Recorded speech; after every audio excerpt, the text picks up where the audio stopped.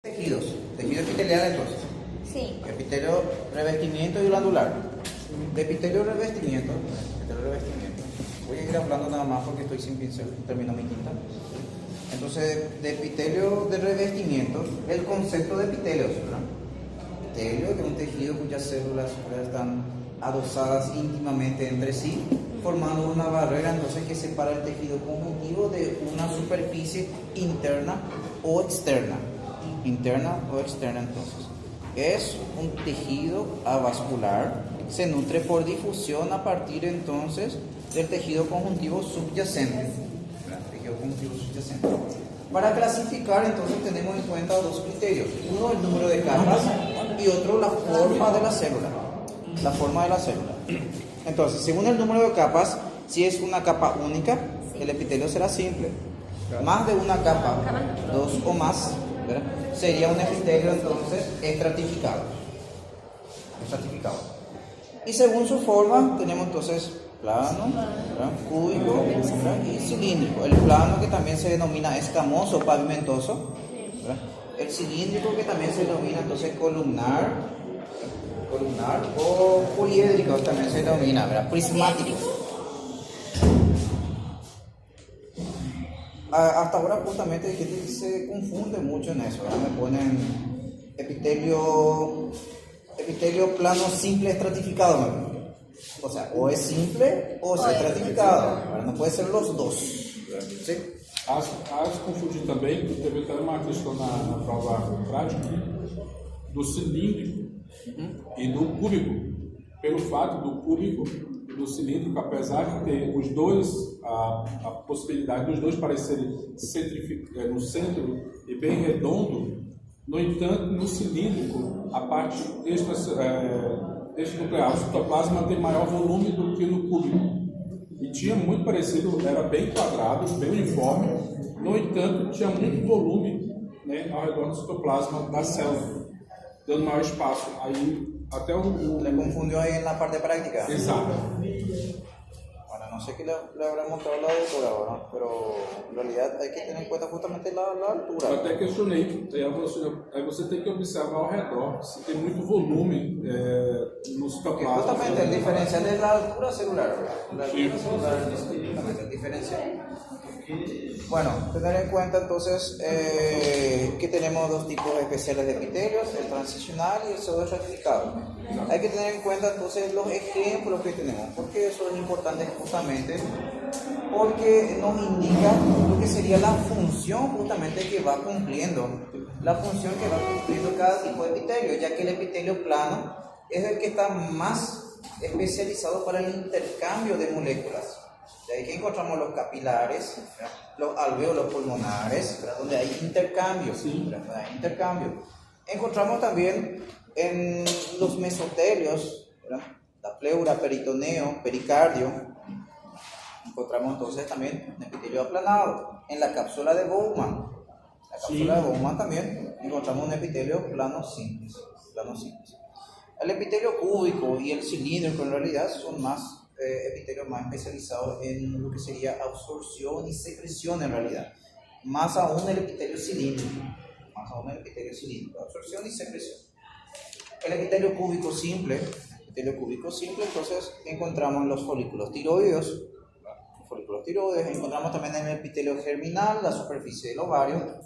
El mismo conducto del epéndigo también va a formar un epitelio cúbico. También vamos a encontrar los conductos de las glándulas, en los conductos menores en realidad, porque a medida que va aumentando el calibre, va aumentando también la altura del epitelio y se convierte en un epitelio cilíndrico. Los túbulos renales también con un epitelio cúbico simple. Tenemos entonces el epitelio cilíndrico simple en todo el tubo digestivo a partir del estómago. Estómago, intestino delgado, intestino grueso poseen entonces una mucosa que poseen un epitelio cilíndrico simple. La mucosa entonces del estómago, la mucosa entonces del intestino delgado, mucosa del intestino grueso, mucosa de la vesícula biliar. Vamos a encontrar entonces un epitelio cilíndrico simple. También encontramos en la mucosa de la trompa de Falopio, a nivel entonces del endometrio del útero, Vamos a encontrar entonces epitelio, ¿verdad? Cilíndricos simples. Los conductos de las glándulas que van aumentando la altura y se va convirtiendo en un epitelio cilíndrico simple.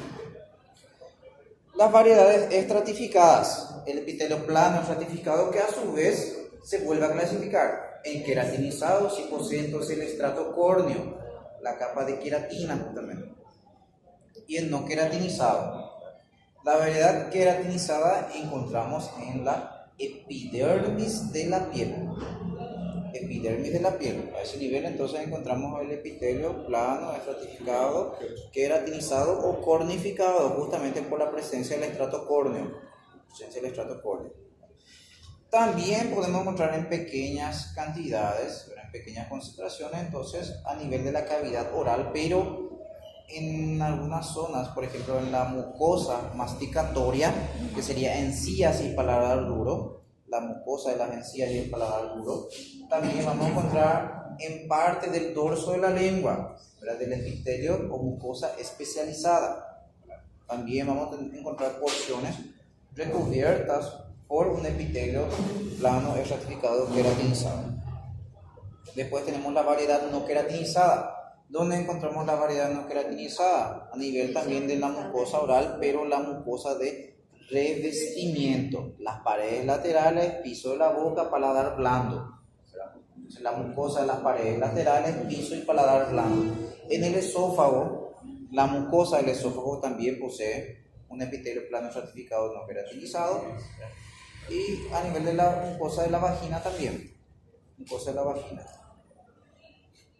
Los epitelios cúbicos y cilíndricos estratificados generalmente se limitan a algunas pocas localizaciones, como los conductos de las glándulas de mayor calibre.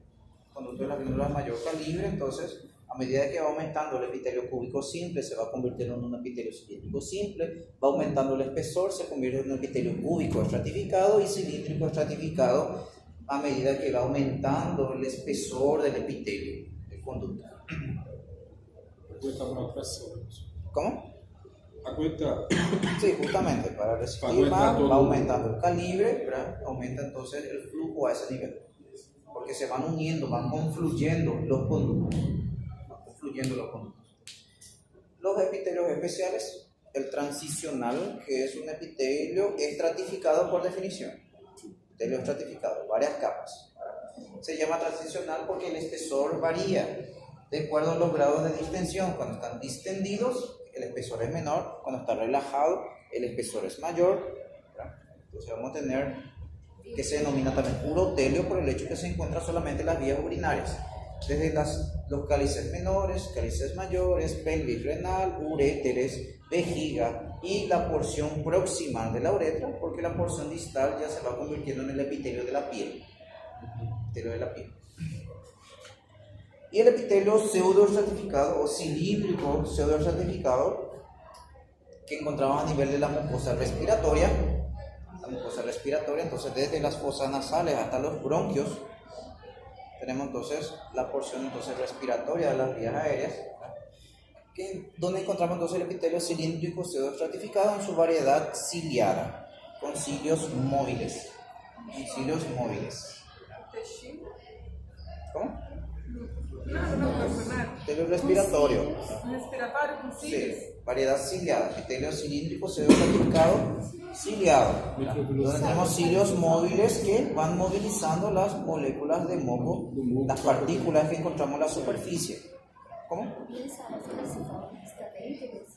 También encontramos en el epitelio respiratorio células caliciformes, son glándulas unicelulares, que vamos a hablar enseguida.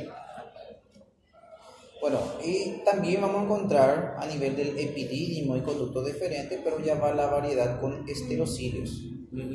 Con esterocilios, que son cilios que no se movilizan.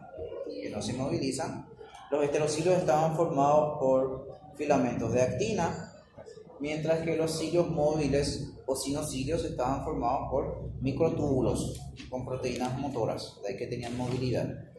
Los esterocilios a nivel del epidídimo tenían función de absorción, ya que justamente los esterocilios tienen función de absorción y también de receptores mecánicos a nivel del aparato vestíbulo coclear en el oído entonces interno. aparato vestíbulo coclear. A nivel del epidimo, función de absorción. Entonces, eso en cuanto a los esterosiglos, entonces. Todas esas estructuras que vamos a encontrar entonces a nivel de la superficie apical de nuestro epitelio. El epitelio pseudo-ratificado, que era un epitelio simple, una sola capa de células, solo que los núcleos se ubican a diferentes niveles, porque vamos a tener células más altas, cilíndricas, cuya porción apical es más ancha, porción basal es más estrecha, y células basales, ¿verdad?, que solamente se quedan a nivel de la base y no alcanzan la superficie libre, que es la superficie apical. Células basales, que son las células madres, de ahí que los núcleos quedan a diferentes niveles, dando una falsa sensación de estratificación. E o formato do núcleo então, é diferente por causa da posição, isso acaba sendo... Van ubicándose en las zonas donde son más anchas, se adaptan entonces al citoplasma donde está alojado. De ahí que da esa falsa sensación de estratificación, pero se trata de un epitelio simple. Polaridad de los epitelios.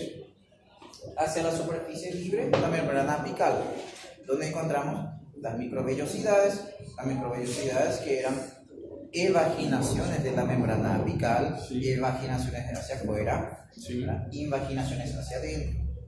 Entonces, evaginaciones de la membrana apical que aumentaban la superficie de contacto, ¿verdad?, con la luz en la superficie libre. Entonces, aumenta la superficie de absorción, de ahí que es muy abundante a nivel del intestino, donde va aumentando, a nivel de los túbulos renales también.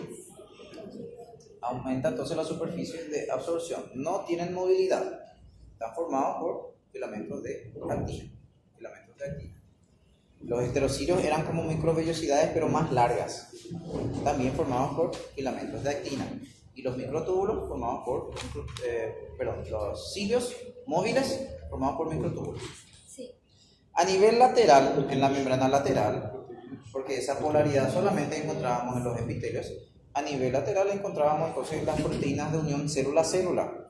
Esas proteínas formaban las uniones comunicantes, ¿verdad?, las uniones oclusivas, las uniones adherentes.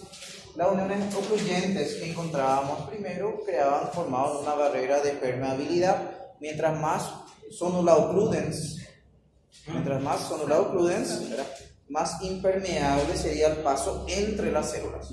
Ese paso entre las células, que se denomina paso o vía paracelular, obligando a que las moléculas atraviesen a través de la célula, o sea, una vía transcelular. Entonces crea una barrera de permeabilidad. Mientras más sonula occludens, más impermeable será, más difícil será el paso entre las células. Después teníamos dos tipos de uniones adherentes. La sonula adherens, que también rodeaba toda la membrana, sonula adherens, que permitía fijar entonces los filamentos de actina de una célula con otra. Y también teníamos la mácula adherens, que era discontinuo. La sonula era continua, rodeaba toda la superficie celular. Y la mácula adherens era discontinuo. La mácula adherens, que también se denominaba desmosomas, y permite relacionar los filamentos intermedios de una célula con otra. De ahí que las uniones adherentes dan una estabilidad al epitelio. Permiten entonces dar una estabilidad al epitelio. Después teníamos las uniones comunicantes. Las uniones comunicantes que permiten el intercambio de moléculas de una célula a otra. Uniones comunicantes. Teníamos también uniones adherentes a nivel de la base, la membrana basal, las adhesiones focales y los hemidesmosomas. Adhesiones focales que fijaban la lámina basal a los filamentos de actina de la célula, mientras que las hemidesmosomas fijaban la lámina basal a los filamentos intermedios. La lámina basal, que estaba formada por varias proteínas, la más abundante era el colágeno de tipo 4, 50% de las proteínas de la lámina basal. Después teníamos lamininas, entactinas, nidógeno, proteoglicanos, como el perlecano, por ejemplo.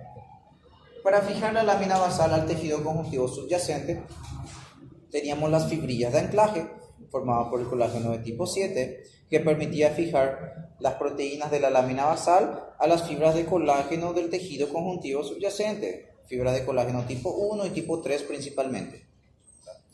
Y también teníamos las microfibrillas de fibrilina, que fijaban la lámina basal a las fibras elásticas del tejido subyacente, tejido conjuntivo subyacente.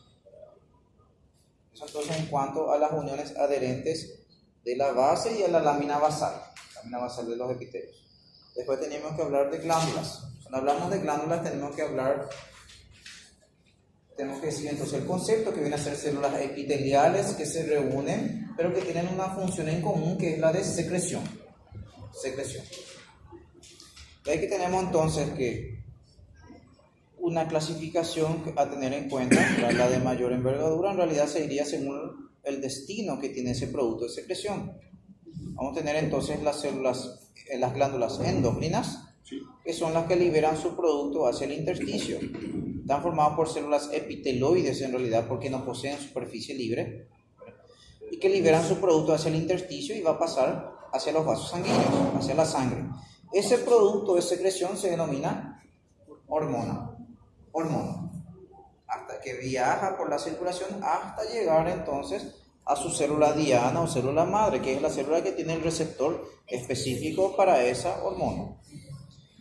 Y hasta ahí quedamos de glándulas endocrinas, porque después todo lo que mencionamos era referente a las glándulas exócrinas. Las glándulas exócrinas que justamente liberaban su producto a través de un sistema de conductos hacia una superficie interna, como las glándulas intestinales, las glándulas gástricas, y una superficie externa, como las glándulas sudoríparas, las glándulas sebáceas.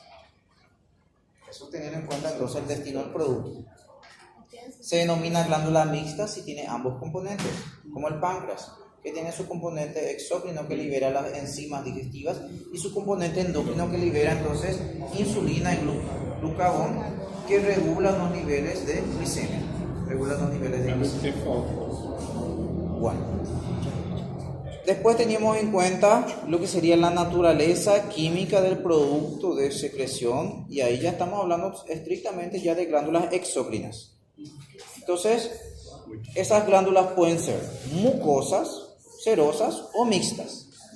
En las glándulas mucosas, las células entonces almacenan gránulos que se denominan gránulos de mucinógeno, que poseen entonces glicoproteínas, o sea, proteínas altamente glicosiladas.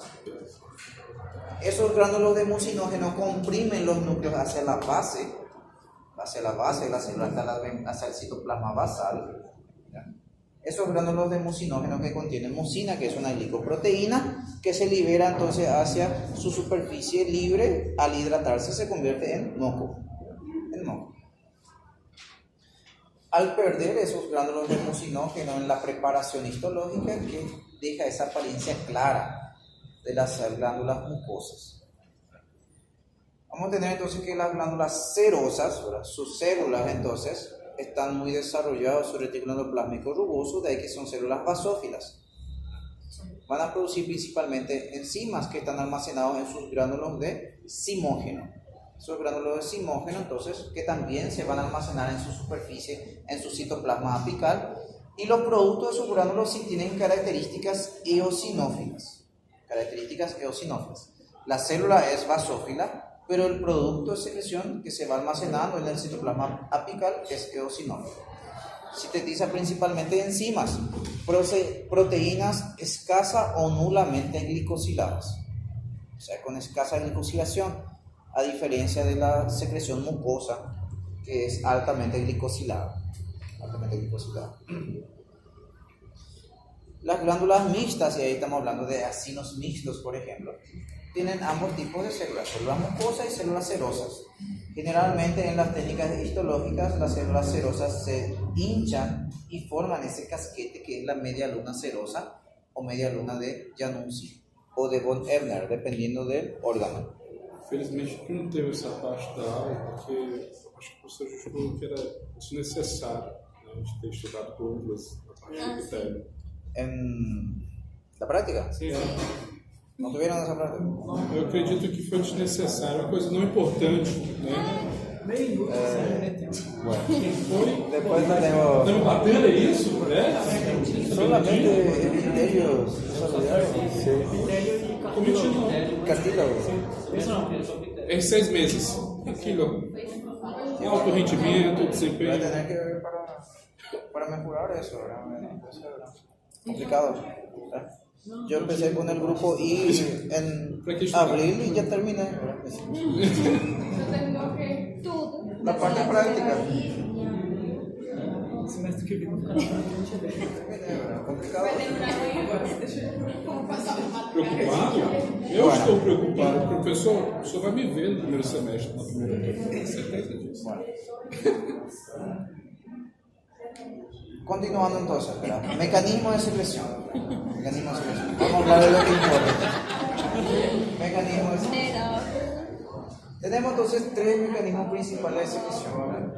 La secreción merócrina, ¿verdad? En las cuales los gránulos se fusionan entonces con la membrana, ¿verdad? Y van liberando su producto por exocitosis sin pérdida entonces de membrana. La secreción entonces apócrina, donde la célula posee un anillo de constricción, en la cual entonces se libera parte del citoplasma y su membrana va perdiendo la célula, pero la célula no muere, ¿verdad? La célula no muere, sino que va a perder parte de su contenido, de su citoplasma, de su superficie apical. Ese tipo de secreción que encontramos en la glándula mamaria y también encontramos en las glándulas sudoríparas apócrinas, ¿verdad? Si bien en la parte de glándulas sudoríparas hay todavía cierta duda justamente por nuevos descubrimientos que se están haciendo con respecto a la secreción por nuevas técnicas, entonces pone en duda la secreción apócrina de la glándula sudorípara apócrina, ¿verdad? Está en duda, ¿verdad? Está en duda, ¿verdad? Se cree en realidad que es merócrina la secreción de la glándula apócrina sudorípara, ¿verdad? Se cree que en realidad es apócrina. Pero por la apariencia, por el aspecto, ¿verdad? Parece una secreción apócrina, ¿verdad? Solamente que técnicas histoquímicas están modificando justamente ese concepto, ¿verdad? Pero bueno, hasta ahora, ¿verdad? Apócrina, la glándula sudorípara apócrina y la glándula mamaria, ¿verdad? Tener en cuenta nomás que todavía está en duda ahí la glándula sudorípara apócrina. Después vamos a tener entonces, la secreción holócrina, que encontramos en las glándulas sebáceas. Prácticamente es nuestro único ejemplo, donde la célula sufre apoptosis, va perdiendo todo su contenido. Esas células son reemplazadas por las células que se encuentran en la base, que van sufriendo mitosis. Las células sufren una muerte celular programada y pierden todo su contenido con su secreción. Entonces el mecanismo de secreción en realidad más utilizado por la mayoría de las glándulas es la merócrina. El mecanismo más utilizado por la mayoría de las glándulas. Después teníamos entonces que clasificar las glándulas según el número de células. Sí. Nuestro ejemplo de glándula unicelular es la célula caliciforme. La célula caliciforme, que es una glándula unicelular de secreción mucosa, posee gránulos de mucinógeno con glicoproteínas, que es la mucina, que va a liberar entonces hacia la superficie libre. Esa célula está bastante distribuida en el epitelio respiratorio y en el epitelio intestinal. Está bastante distribuido entonces en esas localizaciones. Después vamos a hablar entonces, básicamente ahí nos quedamos con glándulas unicelulares. Las multicelulares, que tenemos que tener en cuenta su porción secretora y su porción excretora. En cuanto a su porción secretora, vamos a tener en cuenta entonces que uno se tiene que fijar en la forma de la glándula. De ahí que tenemos glándulas tubulares, glándulas acinares, glándulas alveolares, y después tenemos combinaciones y tipos especiales otra vez de glándulas. De ahí entonces la glándula tubular, que encontramos bastante distribuido a nivel gástrico, intestinal. Las glándulas acinares, que encontramos las glándulas salivales, que encontramos también a nivel del páncreas. Tenemos las glándulas alveolares, que encontramos a nivel de la glándula mamaria y en la próstata. Glándulas alveolares. Después podemos tener entonces también las glándulas túbulo-alveolares, de una forma especial, que encontramos las glándulas sudoríparas. Las tubulares ramificadas también, que encontramos a nivel gastrointestinal, en donde lo que se ramifica es la porción secretora y no la porción excretora. Las combinaciones, túbulos acinares, túbulos alveolares, que también se pueden encontrar. Ahora, según la porción excretora, la glándula puede ser simple o compuesta. Simple si es que la porción excretora no se ramifica, y compuesta cuando se va ramificando la porción excretora.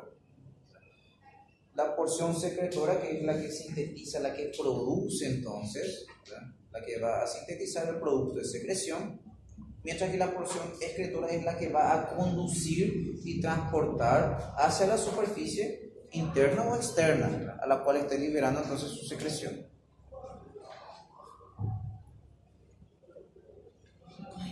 Pasamos al tejido conjuntivo. Tejido conjuntivo, entonces, que a diferencia del tejido epitelial, entonces viene a ser, está formado por células rodeadas por una matriz extracelular. Matriz extracelular. De ahí que cada tipo de tejido conjuntivo va a tener su componente celular y los componentes de su matriz. Hay que clasificar también el tejido conjuntivo. Tenemos varias clasificaciones. Tenemos el tejido conjuntivo embrionario. El tejido conjuntivo embrionario que encontramos entonces de dos tipos. Tenemos el tejido conjuntivo mesenquimático. Y alguien saltando ahí afuera. Parecía una cabeza de repente. Bueno, tejido conjuntivo embrionario y tejido conjuntivo que sería el mesenquimático, que son las células que se van a diferenciar y formar entonces los diferentes órganos del embrión. Y tenemos el tejido conjuntivo mucoso, que encontramos entonces en el cordón umbilical, también denominado gelatina de Wharton. Bueno, no me pongan que el tejido conjuntivo mucoso secreta moco, ¿verdad?, porque a pesar de su nombre, no está relacionado con la secreción de moco, ¿verdad?, como muchos quieren poner, ¿verdad?, cuando no tiene idea y quiere chutar, ¿verdad?, chuta así, ¿verdad? O creio de ter acertado. O pessoal errou a porta. Bueno, después teníamos el tejido conjuntivo del adulto. Tenemos el tejido conjuntivo laxo, tejido conjuntivo denso. Tejido conjuntivo laxo, que vamos a encontrar entonces que posee una mayor variedad y diversidad de células, ¿verdad? Sí. Diversidad de células en mayor cantidad, escasas fibras y fibras de pequeño tamaño y una sustancia fundamental abundante. Y en el tejido conjuntivo denso, ¿verdad?, encontramos entonces mayor cantidad y tamaño de fibras. Tenemos escasas células, prácticamente en su mayoría son fibroblastos, productoras de fibras, ¿verdad?, y dejan muy poco espacio eso para la sustancia fundamental. De acuerdo a la organización de sus fibras, puede ser entonces tejido conjuntivo denso regular, también se le llama modelado. Tejido conjuntivo denso irregular también se denomina no modelado. En cuanto a las localizaciones, tenemos entonces que el tejido conjuntivo laxo encontramos en la lámina propia de los epitelios, debajo de los epitelios, en la dermis papilar, que está debajo de la epidermis de la piel, la dermis papilar, y en el espacio entre los acinos y alvéolos glandulares. Ahí vamos a encontrar entonces el tejido conjuntivo laxo. Tejido conjuntivo laxo justamente que viene a ser el primer sitio donde va a entrar en contacto algún microorganismo si es que penetra la barrera epitelial. Va a entrar en contacto con la lámina propia donde ya vamos a encontrar células de defensas que pueden actuar entonces en el proceso inflamatorio. El tejido conjuntivo denso regular con fibras ordenadas que encontramos en tendón, aponeurosis y ligamentos, y el tejido conjuntivo denso irregular que podemos encontrar entonces en los tabiques que van separando entonces los lóbulos o lobulillos glandulares. Encontramos en la dermis reticular y en la submucosa de la mayoría de las vísceras.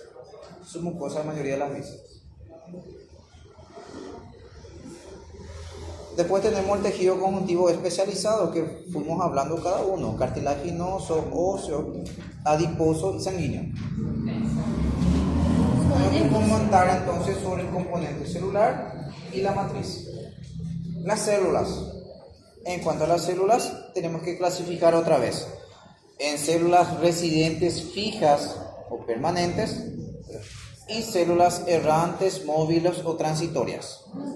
Errantes, móviles o transitorias. Células fijas. Tenemos entonces en cuenta que lo clasifica como las células que se originan o recién se diferencian allí en el tejido conjuntivo. Tenemos los fibroblastos, miofibroblastos, ¿verdad? Macrófagos, ¿verdad? Adipocitos y mastocitos. Serían entonces las células residentes fijas o permanentes del tejido conjuntivo. ¿Cómo? Sí, las células madre que van a dar origen a cada una de ellas. Células madre. Después vamos a tener también las células transitorias, errantes o móviles. Células transitorias, errantes o móviles, que son todos los leucocitos en realidad. Todos los leucocitos de la sangre. Los granulocitos y agranulocitos. Eosinófilos, neutrófilos, basófilos, linfocitos, monocitos. Y también vamos a tener entonces una célula que se diferencia a partir del linfocito B, que es el plasmocito o célula plasmática, que se diferencia a partir del linfocito B. Linfocito B. Viene a ser como un linfocito B activado. Bueno.